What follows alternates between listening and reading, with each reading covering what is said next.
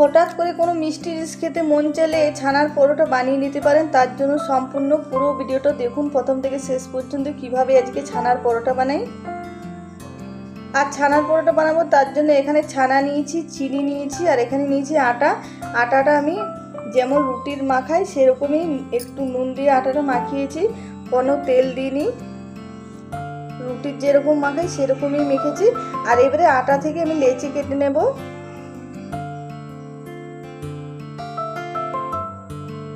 আর রুটির মতনই আমি লেচি কেটে নিচ্ছি। আর একে একে সব লেচি কেটে নেব। আর সব লেচি কাটা হয়ে গেছে। এবারে একটা লেচি নিয়ে শুকনো আটা দিয়ে বেলে নেব ভালো করে, রুটির মতো করে। রুটির থেকে একটু বড় সাইজের বেলে নেব।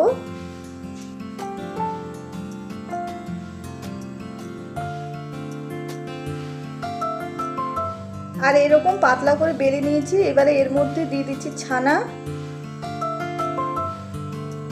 ছানাটা দেওয়ার পরে এবারে এর মধ্যে দিয়ে দিচ্ছি চিনি।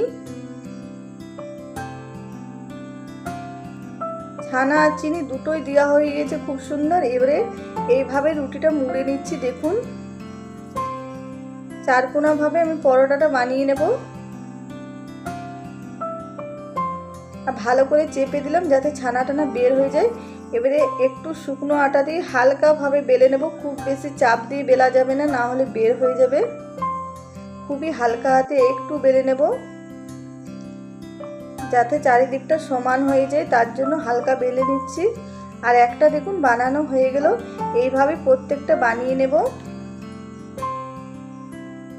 আর এবারে পরোটাটা ভেজে নেব। পরোটাটা হালকা প্রথমে সেঁকে নিয়েছি। এবারে এর মধ্যে দিয়ে দেবো সাদা তেল। আর সাদা তেল দিয়ে পরোটাটা ভেজে নেব।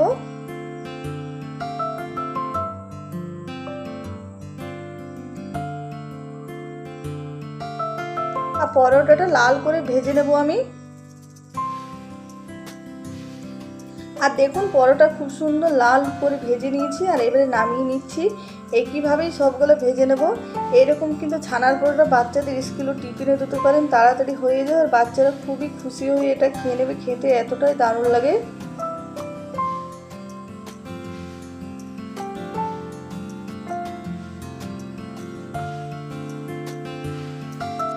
আর এই পরোটার সঙ্গে কোনো কিছুই লাগবে না, এই পরোটাটা এমনিই খাওয়া যাবে, খেতে এতটাই ভালো হয়।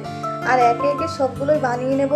আর আজকের ভিডিও পছন্দ হলে প্লিজ লাইক, শেয়ার, কমেন্ট করবেন। যারা নতুন দেখছেন তারা অবশ্যই আমার চ্যানেলটা সাবস্ক্রাইব করবেন, পাশে থাকবেন।